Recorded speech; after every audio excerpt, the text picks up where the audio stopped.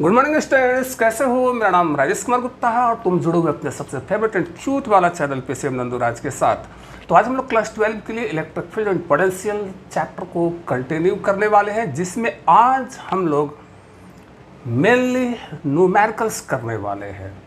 Previous video में हमने आपको बताया कि इलेक्ट्रिक पोटेंशियल किसी पॉइंट चार्ज के कारण किसी पॉइंट पर इलेक्ट्रिक पोटेंशियल होता क्या है, साथ में सिस्टम का पोटेंशियल एनर्जी कैसे निकालते हैं उस चीज़ को भी हमने सीखा। आइए हम आपको थोड़ी सी जल्दी से रिपीट कर देते हैं। हमने आपको बताया कि अगर मान लो हमारे पास कोई एक पॉइंट चार्ज हो, यदि इसका मैग्नीट्यूड Q हो और इस चार्ज के इलेक्ट्रिक फील्ड में एक सर्टेन डिस्टेंस पे, चलो मान लिया कि R डिस्टेंस पे कोई एक पॉइंट है P, इस पॉइंट पर पोटेंशियल कैसे निकले, तो हमने बताया कि कोई भी एक टेस्ट चार्ज लाइए, ठीक है, वो तो 1 कूलम का होना चाहिए कथा के हिसाब से, ठीक है।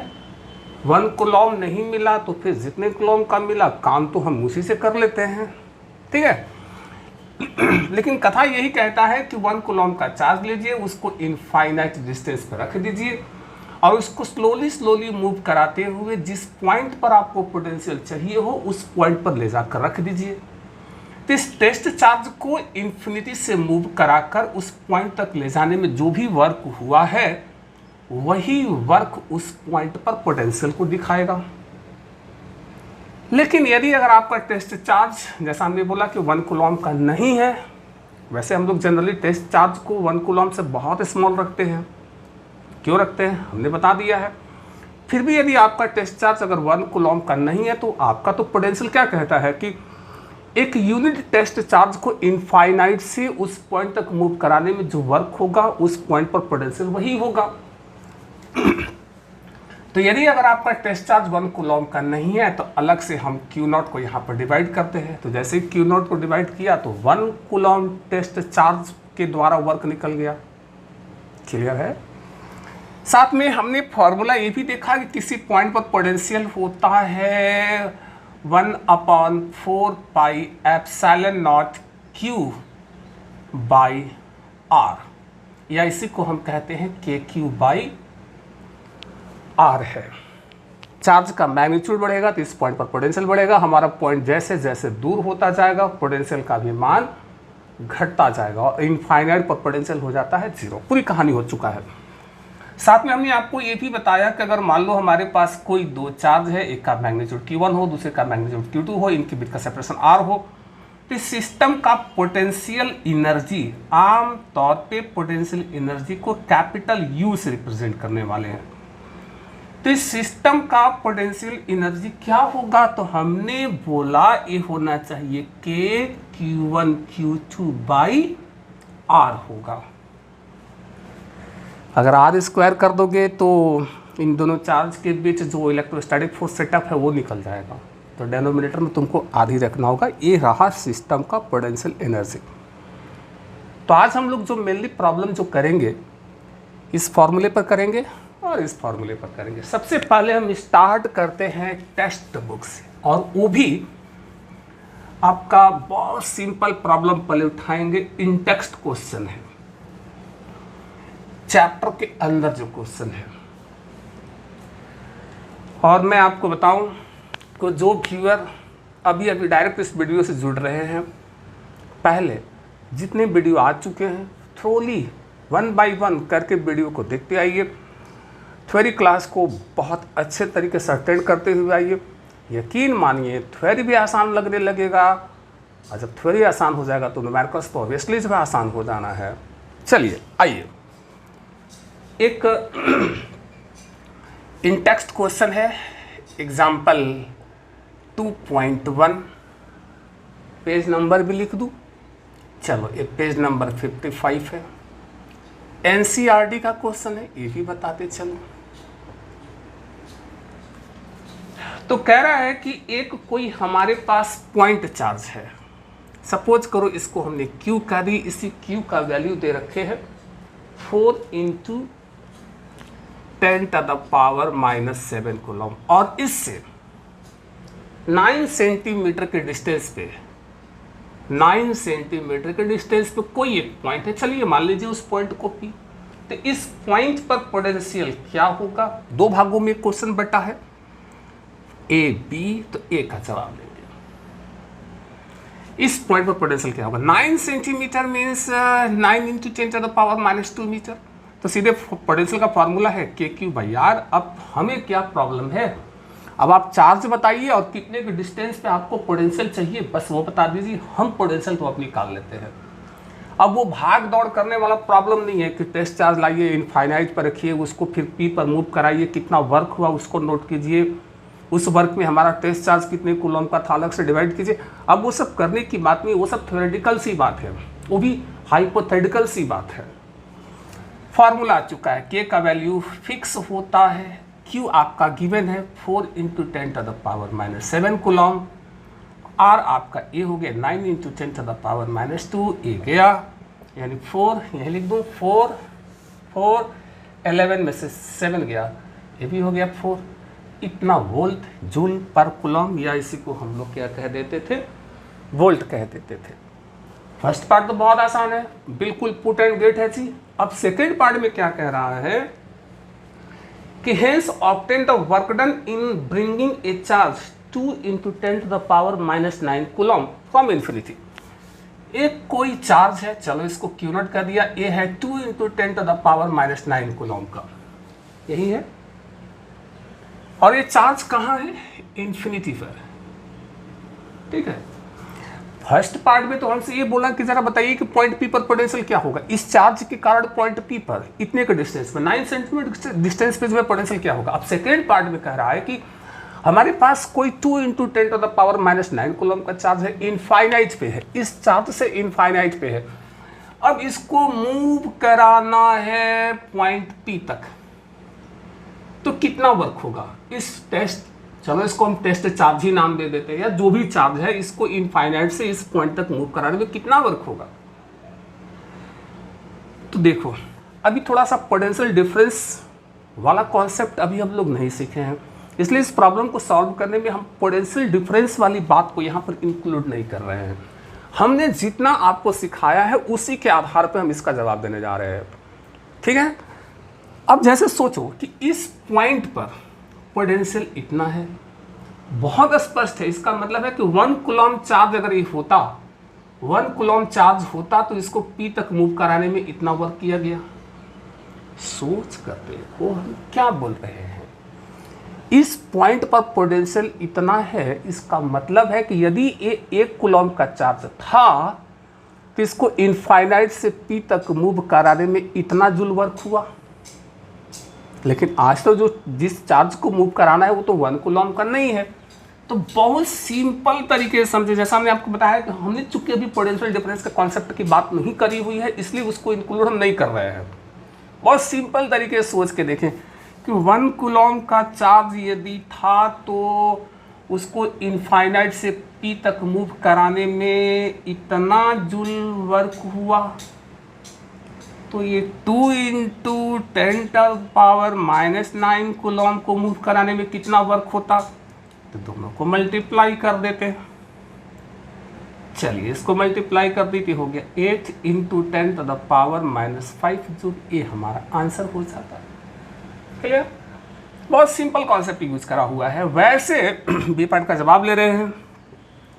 वैसे जब हम पोटेंशियल डिफरेंस की कहानी को पढ़ लेंगे तो हम तुमको बताएंगे कि पोटेंशियल डिफरेंस मतलब भी ये होता है W/Q0। सीखेंगे हम लोग आगे, जब सीख लोगे तो ऐसे भी बना लेना। इसलिए W बराबर में क्या हो जाएगा? Q0 भी। Q0 हमारा कितना है? 2 इंटू 10⁻⁻9 भी हमारा पोटेंशियल डिफरेंस को दिखा रहा है, तो इसका पोटेंशियल तो होता है 0। इसका पोटेंशियल निकाल चुके हैं तो पोटेंशियल डिफरेंस वही हो जाएगा, यानी 4 इंटू 10⁻4। क्लियर? ये भी वही 8 इंटू 10⁻⁻5 जूल आंसर हो जाना है। क्लियर है? अब हम लोग थोड़ा अब आ जाते हैं, एक चैप्टर का क्वेश्चन है। क्वेश्चन है 2.1 एक्सरसाइज में जो दे रखा है, एनसीईआरटी बुक है। चलिए क्वेश्चन तो निकल गया।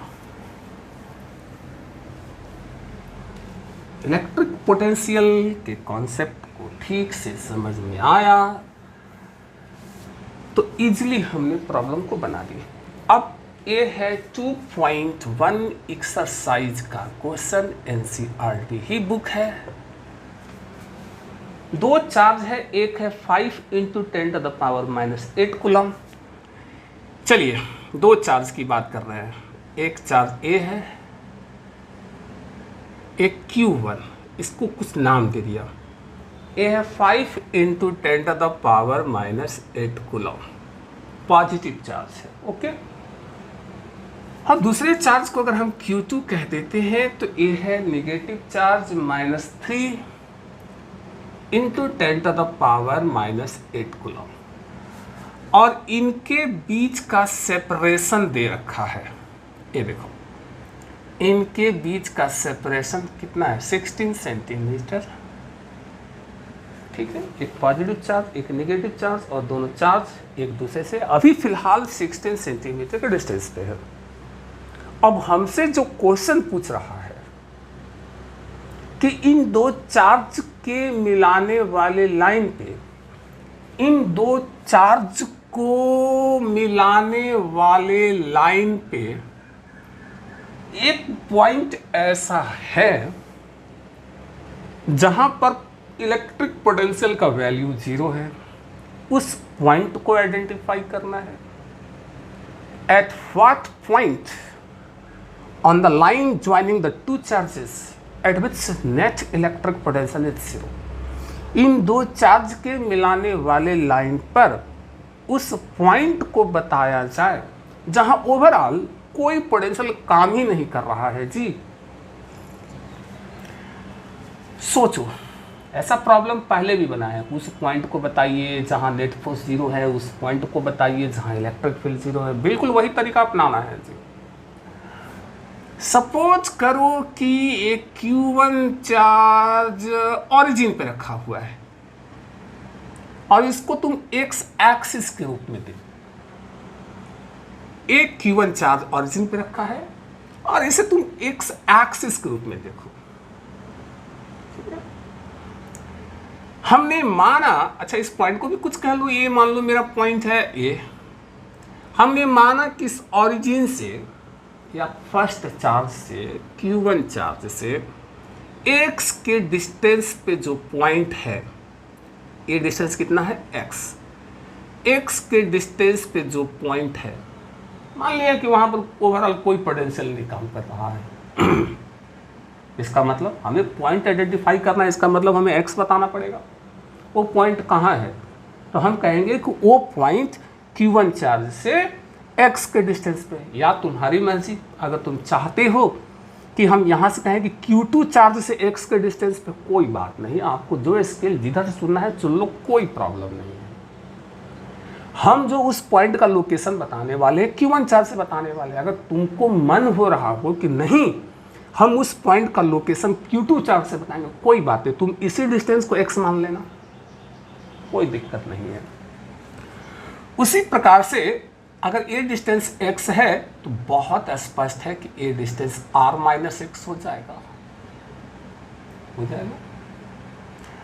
हमने माना है कि पॉइंट P पर नेट पोटेंशियल 0 है, माना है। तो यहां दो चार्ज है Q1 और Q2, बहुत स्पष्ट है यार कि Q1 चार्ज के कारण भी पॉइंट P पर पोटेंशियल होगा। चलो ठीक है, उस पोटेंशियल को हम V1 कह देंगे, और Q2 चार्ज के कारण भी इस पॉइंट P पर पोटेंशियल होगा, उस पोटेंशियल को हम V2 कह देंगे। बहुत स्पष्ट है यार, चार्ज है तो पोटेंशियल होगा, दो चार्ज है तो इसका मतलब है कि पॉइंट P पर दो पोटेंशियल काम कर रहे होंगे। लेकिन नेट पोटेंशियल हमने माना है कि 0, इसका मतलब है कि net potential at point P, जिसे हम अगर V कहते हो तो V इज क्या होना चाहिए? V1 + V2 इज 0 होना चाहिए, क्योंकि हमने माना है कि पॉइंट P पर नेट पोटेंशियल का मान 0 है। ठीक है, चलिए अब क्या करा जाए बताइए कि potential, electric potential at P due to Q1 क्या होगा? Q1 के कारण पॉइंट P पर पोटेंशियल को अगर हम V1 कहते हैं तो बहुत स्पष्ट है, फार्मूला लगेगा K Q1 बाई चार्ज और पॉइंट के बीच के क्यू बाई आर, याद आ रहा ना, चार्ज और पॉइंट के बीच का डिस्टेंस के क्यू बाई आर के रूप में यहाँ पर कितना चल रहा है, एक्स चल रहा है। अब तो बहुत स्पष्ट है यार, स्पष्ट है। Q1 चार्ज के कारण पॉइंट P पर पोटेंशियल होगा इतना वोल्ट। उसी प्रकार से potential at P due to Q2, इस Q2 चार्ज के कारण पॉइंट P पर पोटेंशियल जो है, अगर उसको तुम V2 कहते हो तो V2 क्या हो जाएगा, तो K Q2 बाई चार्ज और पॉइंट के बीच का डिस्टेंस, चार्ज और पॉइंट के बीच का डिस्टेंस, तो ये हो गया R माइनस एक्स। ठीक है। अब चूंकि Q2 यहाँ निगेटिव में है तो निगेटिव ही लेना पड़ेगा, तुम आज माइनस को उड़ा नहीं सकते हो। समझ में आ रही है बात ना। पोटेंशियल स्केलर क्वांटिटी है। दस net potential at point P, दस नेट पोटेंशियल एट P, अगर उसको V कहते हैं तो ये होना चाहिए V1 प्लस V2। चूंकि पॉइंट P पर हमने नेट पोटेंशियल को रियल जीरो माना हुआ है, इसलिए इसको हम यहाँ लिखा रहे हैं जीरो। V1 आ गया, वैल्यू लाओ, plus V2 K Q2 R minus x is equal to zero. Clear. एक K कॉमन लेकर जीरो के नीचे लटक गया तो क्या हुआ, ये हो गया Q1 बाई एक्स।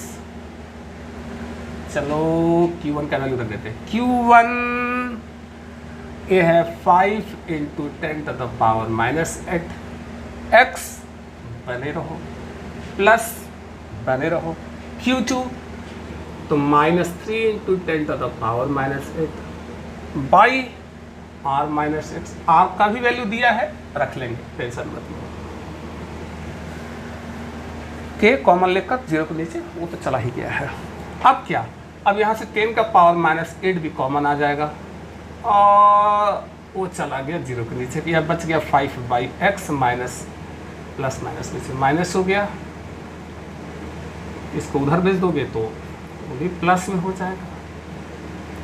ठीक है, इसलिए इसको ऐसे लिख दूँ, R minus x by x is equal to 3 by 5। क्या हल है लिखने में, अरे क्रॉस कर दो ना, दोनों सेम ही आ रहा है। अब यहाँ से R by x minus this by this 1 is equal to 3 by 5, इसलिए R बाई एक्स, ये 1 उधर गया तो प्लस में हो जाएगा, 3 बाई 5, ये हो गया 8 बाई 5, इसलिए x इज इक्वल टू कितना हो जाएगा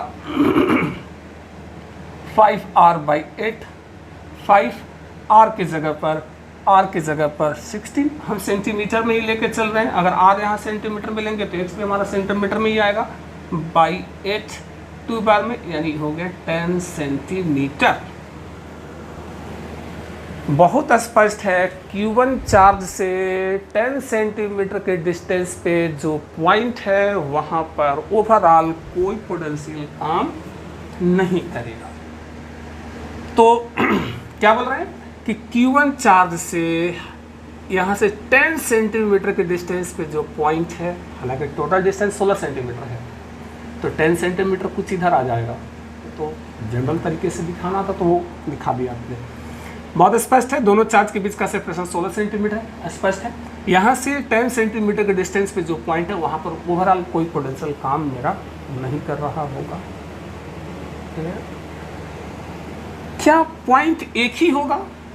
एक पॉइंट तो क्लियर है 10 सेंटीमीटर पे, दोनों चार्ज के बीच में 10 सेंटीमीटर, यहाँ से 10 सेंटीमीटर डिस्टेंस पे जो पॉइंट है वहाँ पर पोटेंशियल नहीं होगा। ओवरऑल कोई पोटेंशियल जो है काम नहीं कर रहा है। लेकिन मेरा प्रॉब्लम क्या है कि क्या यहाँ पर ऐसा एक ही पॉइंट हो सकता है क्या? हम कहें कि हाँ हो सकता है, एक से ज़्यादा भी हो जाए, एक से ज़्यादा भी हो जाए। मतलब क्या हो सकता है कि जैसे अभी जो हमने पॉइंट निकाला है, इन दोनों चार्ज के बीच में एक पॉइंट एकदम स्पष्ट है, यहाँ से 10 सेंटीमीटर के, जहाँ कोई पोटेंशियल काम नहीं करनी है।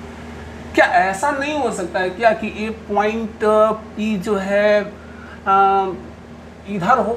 जैसे दो चार्ज को मिलाने वाला लाइन की बात हम कर रहे हैं, हो सकता है पॉइंट इधर हो, या हो सकता है कि पॉइंट पहले चार्ज के लेफ्ट में भी हो, ऐसा भी तो हो सकता है। हम कहा कि हाँ हो सकता है, देख लेते हो।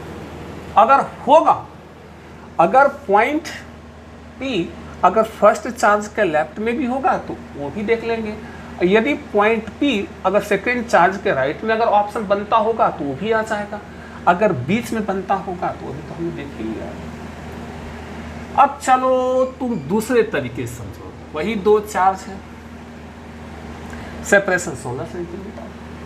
अब हमने माना कि वो चार्ज पहले, वो पॉइंट पहले चार्ज से मान लो कि x के डिस्टेंस पे है, जहां हमने माना कि v नेट कितना है, 0 है। तो ये सोचो ये डिस्टेंस कितना हो जाएगा, x माइनस आर, ये डिस्टेंस हो जाएगा x माइनस आर।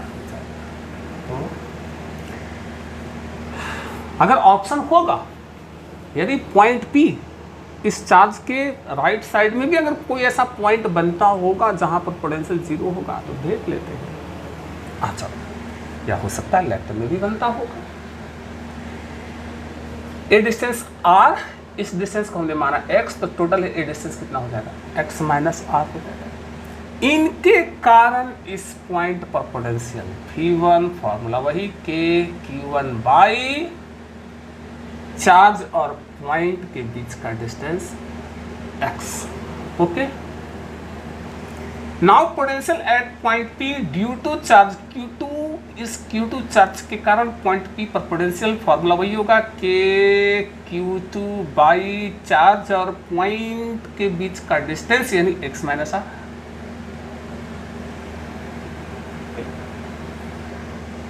यदि पॉइंट P राइट साइड बनता है, अगर ऐसा ऑप्शन में होगा तो x का वैल्यू कैलकुलेट हो जाएगा।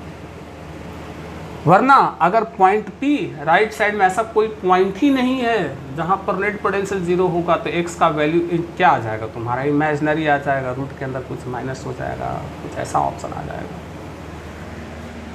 देखते हैं net potential V1 plus V2 कितना होना चाहिए, 0। वैल्यू ला रहे हैं, ये वैल्यू आया k Q2 x minus R is equal to 0।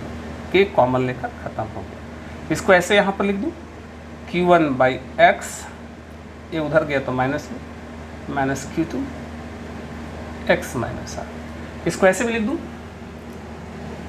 x minus R by x is equal to minus Q2 by Q1। अरे यार देखो ना, सब सिंपल सिंपल गणित है, देख लो, मिला, क्रॉस कर लेना, वहीं पर आ जाओ। This by this 1 minus R by x minus, मेरा पहले से आ रहा Q2 ये है minus 3 into 10 to the power minus 8 coulomb.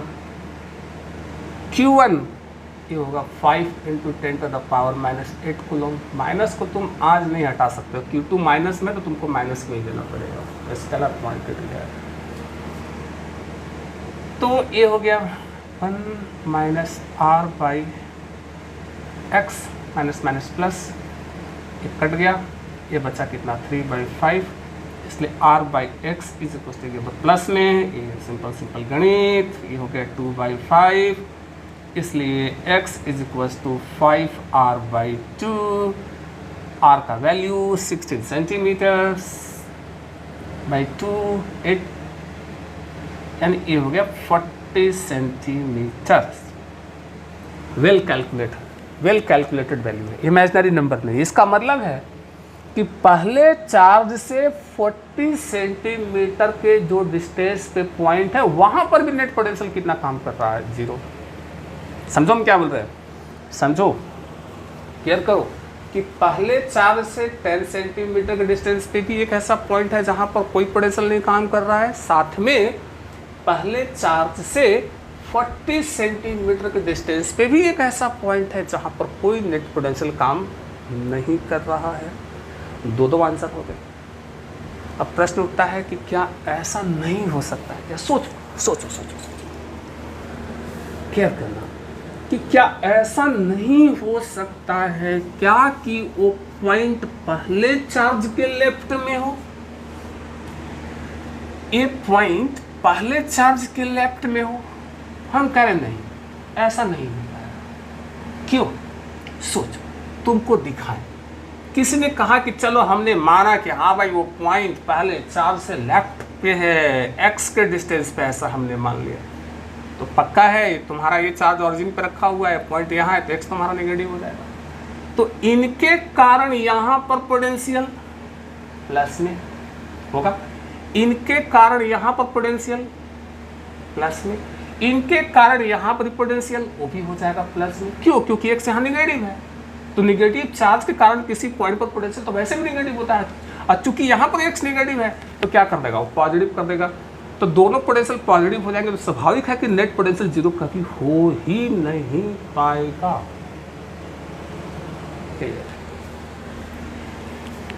चलिए, तो यहाँ पर दो ऑप्शन थे जहाँ पर नेट पोटेंशियल हमारा जीरो हो रहा था। अगर अगला क्वेश्चन की ओर हम बढ़े तो ये है 2.2 एनसीईआरटी का एक क्वेश्चन है। एक रेगुलर हेक्सागोन है, पता नहीं अच्छा बनेगा। रेगुलर हेक्सागोन, प्रत्येक का साइड लेंथ कितना है, 10 सेंटीमीटर। ये देखिए, प्रत्येक का साइड लेंथ समझ में आ रही है, 10 सेंटीमीटर, और ईच कॉर्नर पे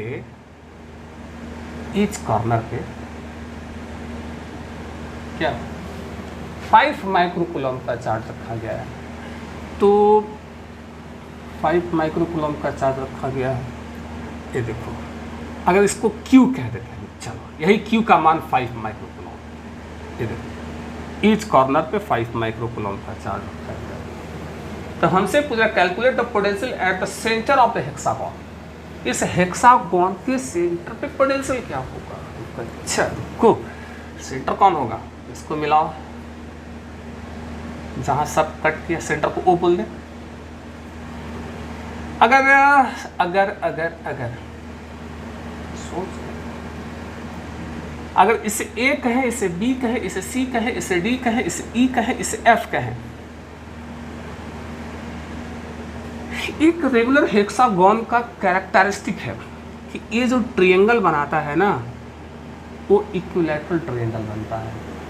तो बहुत स्पष्ट है यार, ए ओ ए 10 सेंटीमीटर, ओ बी 10 सेंटीमीटर, ओ सी 10 सेंटीमीटर, 10 सेंटीमीटर, 10 सेंटीमीटर, 10 सेंटीमीटर, कुछ ऐसा ही होगा।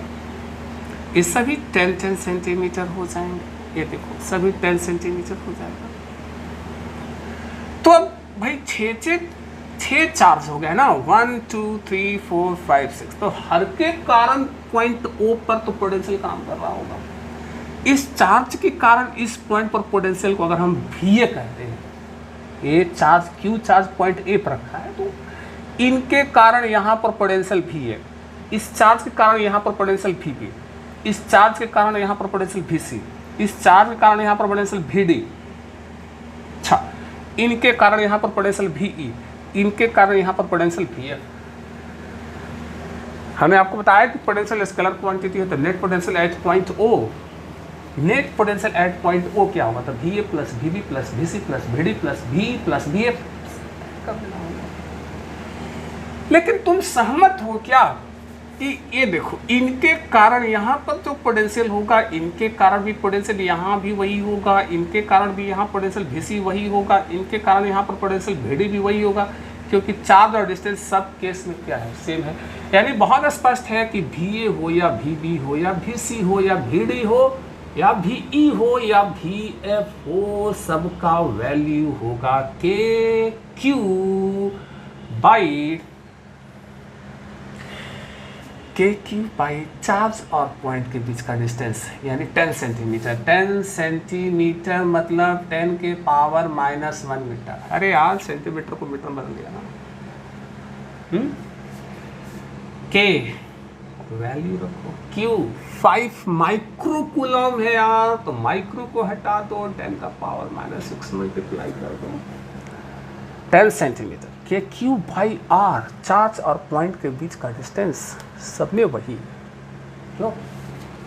ये हो गया 10 के पावर -1, ये 45, 10, अच्छा 10 के पावर 4। इसलिए नेट पोटेंशियल भी नेट एट सेंटर क्या होगा, हम कह रहे सबको जोड़ेंगे, स्केलर क्वांटिटी, यही तो फायदा होता है, V D plus V E plus V F. और चूंकि सब ए सेम है तो इसमें 6 का गुना कर लो, कितना हो जाएगा, 3 इंटू 10 के पावर 4, इतना वोल्ट। आंसर स्पष्ट है। अरे यार सब में चार्ज वही है, चार्ज और पॉइंट के बीच का सेपरेशन वही है, तो हमने कहा कि इनके कारण यहाँ पर जो पोटेंशियल होगा वी ए, इसके कारण यहाँ भी पोटेंशियल वी बी वही होगा, इनके कारण यहाँ भी पोटेंशियल वी सी वही होगा। तो बस किसी एक चार्ज के कारण किसी पॉइंट पर पोटेंशियल निकाल लो, तो नेट पोटेंशियल क्या है, तो हम कह सबको तो ऐड करना ही पड़ेगा, V A plus V B plus V D plus, समझ में आ रही बात। एक निकल गया तो 6 का गुना कर दे, काम हो गया हमारा। आसान नहीं है क्या? अब चलिए एक क्वेश्चन और 2.13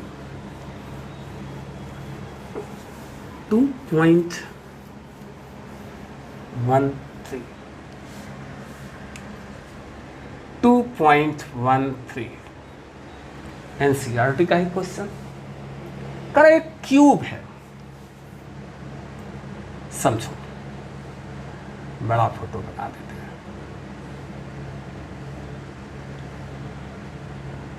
एक क्यूब,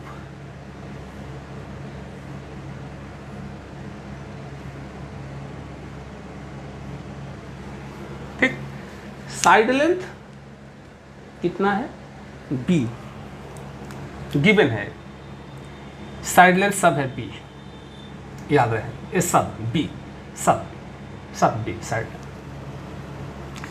सभी साइड लेंथ b, ये भी b, सब। और कह रहा है कि q अमाउंट का चार्ज इसके वर्टिसेस पर रखे गए, ये देखो हर वर्टेक्स पर एक q अमाउंट का चार्ज रखा गया है, देखो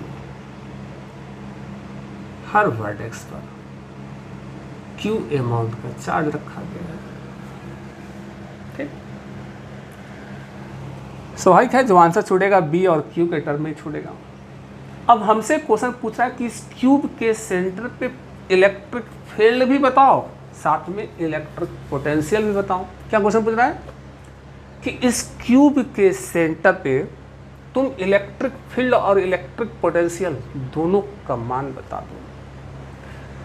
एक क्यूब है, साइड लेंथ b है, 8 कॉर्नर पे q अमाउंट का चार्ज रखा गया है, उस क्यूब के सेंटर पे इलेक्ट्रिक फील्ड और इलेक्ट्रिक पोटेंशियल का वैल्यू चाहिए। क्यूब का सेंटर कौन होगा, तो डायगोनल का मिड होता है, तो ये हमारा एक डायगोनल हो गया, डायगोनल का जो मिड होगा, चलो सेंटर को O कह लेते हैं, ये डायगोनल का जो मिड होगा वही क्यूब का सेंटर होगा। इसी सेंटर O पर इलेक्ट्रिक फील्ड भी चाहिए, इलेक्ट्रिक पोटेंशियल भी चाहिए। इलेक्ट्रिक फील्ड तो बिल्कुल ऑब्जेक्टिव है यार, यहाँ इलेक्ट्रिक फील्ड सेंटर पे, इस सेंटर पे इलेक्ट्रिक फील्ड का वैल्यू 0 होना है। क्यों, सोच कर देखो, ए पॉजिटिव चार्ज, थ्योरेटिकली समझा ऐसे, ए पॉजिटिव चार्ज, इनके कारण इस पॉइंट पर इलेक्ट्रिक फील्ड आउटवर्ड, अगर हम थोड़ी देर के लिए इस पॉइंट को कुछ नाम दे दें, ये पॉइंट मेरा ए है, ये बी है, एक पॉइंट मेरा सी है, एक पॉइंट मेरा डी है, एक पॉइंट मेरा ई है, एक पॉइंट मेरा एफ है, एक पॉइंट मेरा जी है, एक पॉइंट हमारा एच। तो इनके कारण यहां पर पोटेंशियल आउटवर्ड, क्योंकि पॉजिटिव चार्ज है, electric field due to E positive charge ये भी है, तो इनके कारण भी यहाँ पर इलेक्ट्रिक फील्ड आउटवर्ड, और इस इलेक्ट्रिक फील्ड को हमने कह दी EC, E due to charge which is kept at point C। इस पॉजिटिव चार्ज, इसके कारण यहाँ पर इलेक्ट्रिक फील्ड आउट, ये भी पॉजिटिव चार्ज, इसके कारण भी यहाँ पर इलेक्ट्रिक फील्ड को हमने जो EC कहा हुआ है वो भी आउट। चार्ज वही है, चार्ज और पॉइंट के बीच का जो सेपरेशन है वही है। यहाँ से OA, OB, OC, OD, OE, OF, OG, OH सब सेम होगा। अरे क्यूब है, सेंटर पे है, OA, OB, OC, OD, OE, OF, OG सब इक्वल होंगे। तो इनके कारण यहाँ पर इलेक्ट्रिक फील्ड KQ/R², इनके कारण यहाँ पर electric field KQ/R²। Electric field का मैग्नीट्यूड सेम है और डायरेक्शन जस्ट अपोजिट है, इसका मतलब दोनों इलेक्ट्रिक फील्ड एक दूसरे को कैंसिल कर जाएंगे। इसी प्रकार से बाकी और जो डायगोनल है उनका भी हिसाब किताब वही होगा। अब तुम सोचो हम क्या बोल रहे हैं, एक डायगोनल ये भी बन रहा है, तो इनके कारण यहाँ पर इधर, इनके कारण यहाँ पर उधर, एक दूसरे को कैंसिल कर दे। यानी समझ रहे हो क्या बोल रहे हैं कि हर डायगोनल जो अपोजिट वर्टेक्स पे जो चार्ज है सब इलेक्ट्रिक फील्ड एक दूसरे को कैंसिल करके चले जाएंगे। इसका मतलब बहुत स्पष्ट है कि इस क्यूब के सेंटर पे इलेक्ट्रिक फील्ड का वैल्यू कितना होना चाहिए, 0। सोच कर देखो, एक डायगोनल उधर है उसके कारण यहाँ पर इलेक्ट्रिक फील्ड इधर, एक डायगोनल उस साइड है तो उसके कारण यहाँ पर इलेक्ट्रिक फील्ड इधर, कैंसिल। एक डायगोनल उधर है उसके कारण वहाँ पर एक वर्टेक्स वहाँ है तो उसके कारण यहाँ पर इलेक्ट्रिक फील्ड इधर, एक वर्टेक्स इधर है तो उसके कारण इलेक्ट्रिक फील्ड उधर, सब एक दूसरे को कैंसिल करते चले जाएंगे। यानी क्यूब के सेंटर पे फाइनल इलेक्ट्रिक फील्ड का वैल्यू कितना होगा। तो ये तो तुमको थ्योरेटिकली ऐसे एक्सप्लेन करके इसको लिख देना था। अब रही बात कि यहाँ पर इस सेंटर पे पोटेंशियल क्या होगा। अच्छा, एक बात ये भी है कि OA, OB, OC, OD सब आपस में बराबर होंगे। हम कह रहे हैं कि OA, OB, OC, OD, OE, OF, OG, OH सब बराबर होंगे। सेंटर में पॉइंट है, जो आठों वर्टेक्स हैं सेंटर में समान डिस्टेंस पे होंगे। हम कह रहे हैं ठीक है ये आठों बराबर होंगे, OA, OB, OC बराबर होगा, तो होगा क्या वैल्यू, ये वैल्यू क्या होगा, ये वैल्यू क्या होगा, OA कितना होगा, OB किस, हम कह रहे सब बराबर होंगे लेकिन कितने से बराबर होंगे। सोचो, इसको तुम ज्वाइन कर लो। ये 90 डिग्री पर है, जरा ध्यान देना, ये 90 डिग्री पर है, AB, तो यहाँ CH कितना हो जाएगा, CH Pythagoras, CH under root this का होल स्क्वायर प्लस दिस का होल स्क्वायर। याद रहे ये हमारा हाइपोटेनस बन रहा है, ये हमारा एंगल 90 डिग्री पर है, ये बेस हो गया, ठीक है, ये परपेंडिकुलर हो गया, H हाइपोटेनस हो गया। तो CH क्या होगा, हम करें B square plus B square, यानी ये हो गया 2B स्क्वायर, ठीक है। बहुत बढ़िया, CH का वैल्यू आ गया, ये CH आ गया अंडर रूट 2B स्क्वायर। अब ये देखो, ये मेरा बेस, ये मेरा परपेंडिकुलर, ये मेरा हाइपोटेनस, ये डिस्टेंस कितनी है B, तो CE कितना होगा, CE कितना होगा। अब इसमें पुनः जो है हम पाइथागोरस लगाने जा रहे हैं, परपेंडिकुलर, ए बेस, ए मेरा हाइपोटेनस, तो दिस क्या होगा, तो अंडर रूट दिस का होल स्क्वायर प्लस दिस का whole square, under root this का whole square B square plus this का होल स्क्वायर। ये तो अभी निकाल लिए हो, दिस का होल स्क्वायर करोगे तो कितना हो जाएगा, 2B स्क्वायर हो जाएगा। सिंपल पाइथागोरस मिलकर कितना हो गया, 3B स्क्वायर, यानी C इज इक्वल टू हो गया अंडर रूट 3B, ये हो गया CE।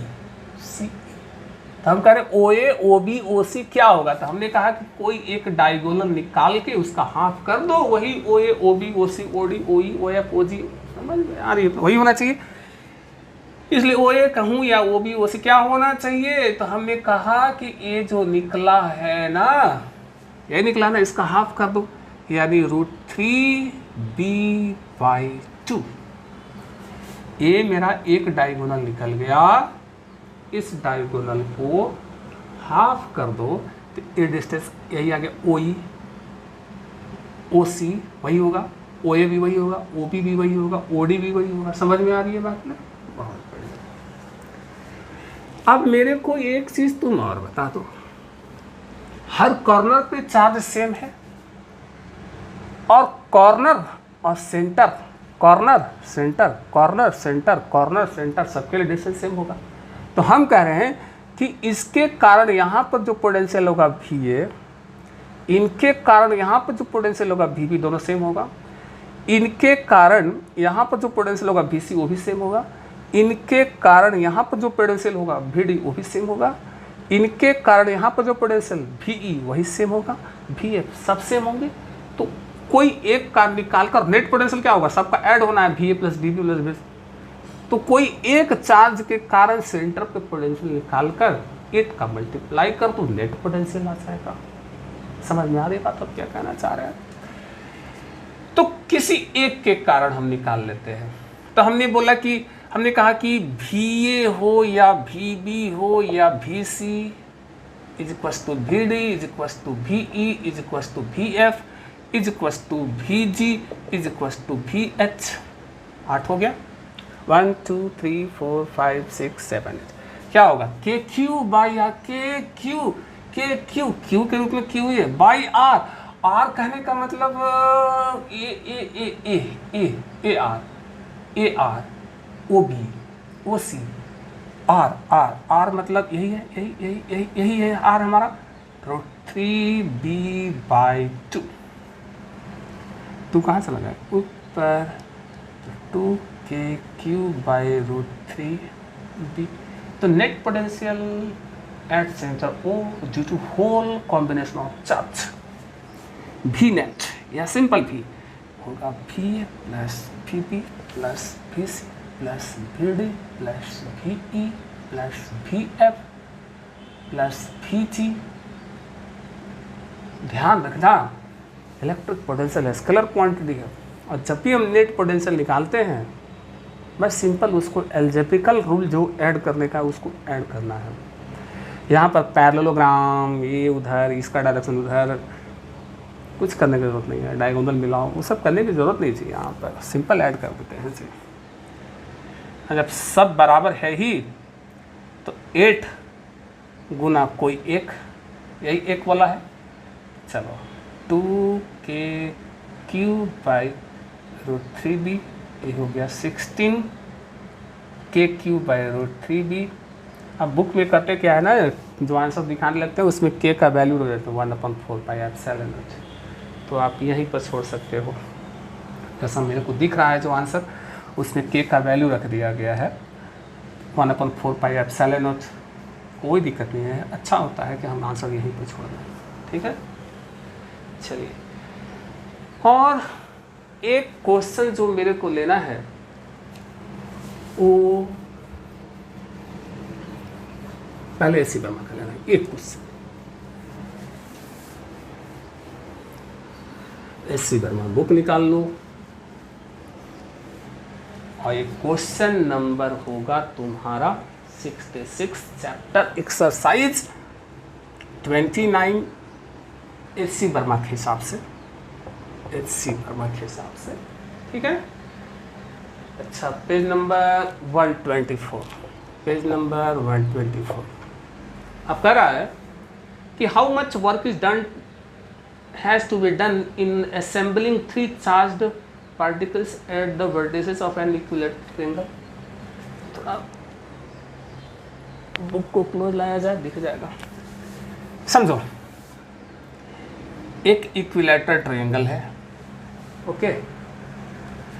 चलिए, यहाँ पर चार्ज रखे गए हैं इस यहाँ पर चार्ज रखा गया है 2 × 10⁻⁻⁵ कूलम। और ये प्रॉब्लम अगर ये वाला बहुत अच्छे तरीके से समझ गए ना, तो जहाँ भी इस प्रकार का प्रॉब्लम बनेगा मिलेगा बन जाएगा। ये है 3 × 10⁻3, यहाँ भी एक चार्ज रखा गया है 3 × 10⁻⁻⁵ कूलम। यहाँ भी एक चार्ज रखा गया है 4 × 10⁻⁻⁵ कूलम। चलो इस चार्ज को हम Q1 कह देते हैं, हम इस चार्ज को कुछ Q2 कह देते हैं। इस चार्ज को कुछ नाम गांव नहीं दिया है, दे दिया। और साइड लेंथ कितना है? 10 सेंटीमीटर फोटो में दिखा दिया है। इक्विलेटरल ट्रायंगल है तो सभी साइड तो बराबर होंगे। अब प्रॉब्लम के बेसिक को तुम समझ लो। एक इक्विलैटरल ट्रायंगल है, साइड लेंथ उसका 10 सेंटीमीटर है, और हम इसके तीनों वर्टेक्स पे चार्ज रखे हैं। एक इक्विलैटरल ट्रायंगल असेंबल कर रहे हैं। सपोज करो एक यहाँ टोकरी है, बाल्टी समझते हो,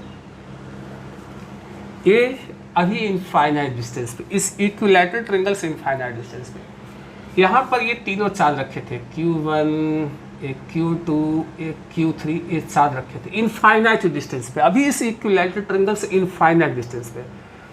अब हम बारी बारी से एक एक चार्ज को उठा के यहाँ पर रख रहे हैं, इस प्रकार से रख रहे हैं कि एक इक्विलैटरल ट्रायंगल असेंबल हो जाए। इस तीनों चार्ज को यहाँ पर इस प्रकार से ला के रख देना है कि एक equilateral triangle 10 centimetre side length वाला बन जाए। एक इक्विलैटरल ट्रायंगल तुमको असेंबल करना है, ठीक है। यहां से ला के यहाँ पर इस प्रकार से चार्ज को रखते चले जाओ कि एक इक्विलैटरल ट्रायंगल बन जाए। तो क्वेश्चन पूछ रहा है कि इस इक्विलैटरल ट्रायंगल असेंबल करने में हमने कितना वर्क किया, हमने कितना वर्क किया। तुमको याद आ रहा हो जब थ्योरी पढ़ रहे थे कि यहाँ पर मान लो कोई एक Q1 चार्ज है, एक चार्ज हमारा Q2 जो है इन्फिनिटी पर होता था, इसको R के डिस्टेंस पे जब ला के इसको रखना होता था, यहाँ पर ला के रखना होता था, तो उसको इन्फिनिटी से P तक लाने में हमने वर्क किया था K Q1 Q2/R। बिल्कुल बेसिक को पकड़ो। Q1 चार्ज था, Q2 चार्ज को हम इनफाइनाइट से लेकर यहाँ पर ला के रख देते थे R डिस्टेंस पे, तो हम इतने ही वर्क करते थे, निकाले हुए हैं। और यही वर्क सिस्टम अपने पास उस एनर्जी को स्टोर कर लेता था, उस स्टोर्ड एनर्जी को पोटेंशियल एनर्जी कहते थे। इसलिए हमने बोला कि जो वर्क डन होगा पोटेंशियल एनर्जी भी वही होगा। तो कभी भी कहीं भी अगर वर्क पूछ रहा हो, हमसे कोई पूछे कि इस Q2 चार्ज को यहाँ से यहाँ तक ला के रखने में कितना वर्क हुआ, हम कह रहे हैं यार सिस्टम का पोटेंशियल एनर्जी निकाल लो। जो सिस्टम का पोटेंशियल एनर्जी होगा इसका मतलब हमने वर्क उतना ही किया होगा। उसी प्रकार से अगर इसको इस प्रकार से असेंबल करना है, Q1 Q2 Q3 charge infinite पर रखे थे, हमने यहाँ पर एक इक्विलैटरल ट्रायंगल बना दी, ला के रख दी इस प्रकार से, तो कितना वर्क हुआ। तो हमने कहा कि भाई यार इस सिस्टम का ना, ये तीनों चार्ज मिलकर एक सिस्टम बना रहे हैं ना, सिस्टम का पोटेंशियल एनर्जी निकाल लेते हैं। समझ में आ रही है बात। सिस्टम का जो पोटेंशियल एनर्जी होगा बहुत स्पष्ट है कि हमने वर्क उतना ही किया हुआ है। समझ में आ रही बात ना। हमें इस इक्विलैटरल ट्रायंगल असेंबल करने में कितना वर्क करना पड़ा, या यूँ कहें कि एक Q1 Q2 Q3 चार्ज जो इनफाइनाइट पर रखे तो उसको इस प्रकार से यहाँ ला के रखने में एक ट्रायंगल बन जाए, इक्विलैटरल ट्रायंगल बन जाए, 10 सेंटीमीटर साइड लेंथ वाला बन जाए, कितना वर्क करेंगे। तो हमने कहा कि सिस्टम का पोटेंशियल एनर्जी निकाल लो। या कभी कभी तो ऐसे भी क्वेश्चन पूछ देगा कि मान लो एक इक्विलैटरल ट्रायंगल है, तीनों वर्टेक्स पे चार्ज रखे गए हैं, इसको इस चार्ज को उठा के इनफाइनाइट पे ले जाकर रख देना है, कितना वर्क करना पड़ेगा। तो स्वाभाविक है उस केस में भी हम सिस्टम का पोटेंशियल एनर्जी ही निकालेंगे। एक्चुअली इनफाइनाइट से यहाँ रखने में जो वर्क करना पड़ा होगा, इसको पुनः इनफाइनाइट पे पहुँचाने में वर्क उतना ही करना पड़ेगा। तो इस प्रकार के प्रॉब्लम तुमको बेसिक यही समझना है, जहाँ भी वर्क डन निकालनी है बस सिस्टम का पोटेंशियल एनर्जी निकालनी। अब क्वेश्चन बनता है कि सिस्टम का पोटेंशियल एनर्जी हम निकालेंगे कैसे, यानी वर्क डन कितना होगा, वर्क डन कितना होगा, तो हम करें पोटेंशियल एनर्जी ऑफ सिस्टम। अब सिस्टम का पोटेंशियल एनर्जी कितना होगा भाई, चलो ये तीन चार्ज का कॉम्बिनेशन Q1 Q2 Q3 एक हमारा सिस्टम ऑफ चार्ज है। तो पहले potential energy for Q1 Q2 plus potential energy for the Q2 Q3 plus potential energy for the Q1 Q3, potential energy for the Q1 Q3, यही होना चाहिए क्या। एक पोटेंशियल एनर्जी Q1 Q2 के लिए, Q2 Q3 के लिए और एक Q1 Q3 के लिए। हर दो चार्ज का पेयर बना दो, इनका पेयर, बस यही तो होगा। चल आता तो is equals to Q1 Q2 के लिए फॉर्मूला पोटेंशियल एनर्जी का तो ये गया K Q1 Q2 बाई दोनों चार्ज के बीच का separation K Q1 Q2 by R, यही R है 10 सेंटीमीटर R मतलब 10 सेंटीमीटर मतलब 10 के पावर -1 मीटर। अरे इसको मीटर में तो बदलना ही पड़ेगा ना, तो कितना हो जाएगा 10 के पावर -1 मीटर हो जाएगा, 10 के power -1 K Q1 Q2 by R plus Q2 Q3 के लिए, इसके लिए पोटेंशियल एनर्जी तो K Q2 Q3 समझते चलना बाई R मतलब 10 सेंटीमीटर मतलब 10 के पावर -1 मीटर प्लस क्लियर है Q1 Q3 के लिए तो K Q1 Q3 by R मतलब क्या, 10 के पावर -1। तो सिस्टम का टोटल पोटेंशियल एनर्जी निकल रहा है, यही हमारा वर्क डन होगा असेंबल करने में। तो K कॉमन तीनों में है, 10 के पावर -1 कॉमन, क्या बचा Q1 Q1 मतलब 2 × 10⁻⁻⁵, Q2 4 × 10⁻⁻⁵ प्लस नहीं आ पाएगा क्या, ठीक है, प्लस K तुम बाहर निकाल दो, A बाहर निकाल दियो, Q2 4 × 10⁻⁵, Q3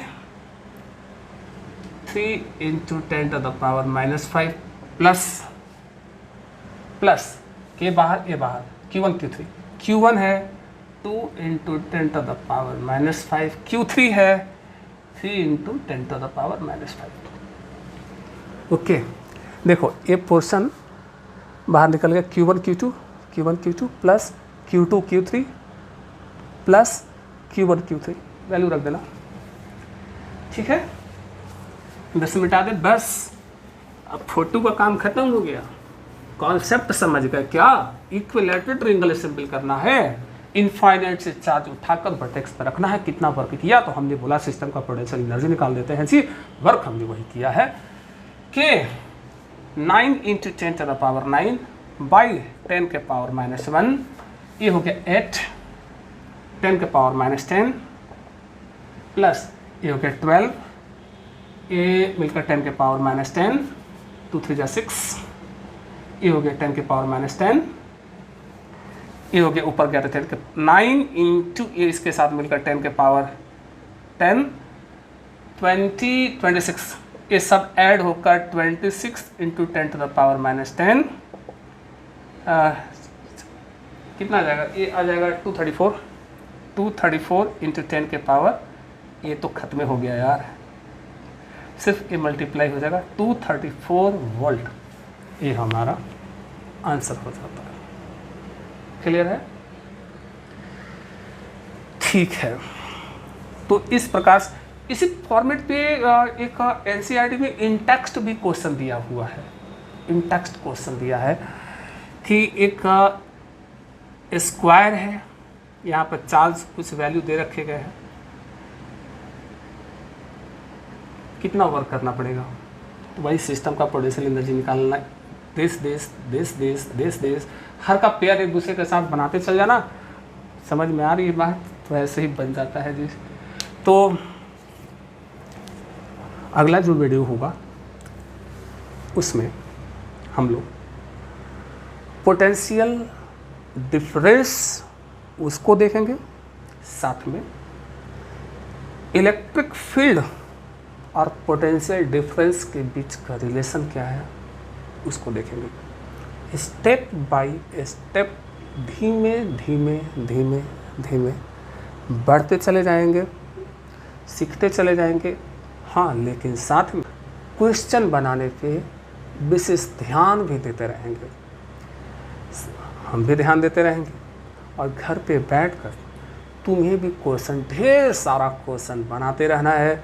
जितना ज़्यादा क्वेश्चन बनाओगे, थ्योरेटिकल पोर्शन कॉन्सेप्ट उतना ही बहुत बढ़िया तरीके से क्लियर होता चला जाएगा। हमारी कोशिश है कि आप यहाँ से बेहतर तरीके से आप यहाँ से सीख कर जाएं। तो आज यहीं पर वीडियो को ब्रेक करेंगे। पढ़ते रहो, बढ़ते रहो और मस्त मुस्कुराते रहो। तब तक के लिए बाय बाय, टेक केयर।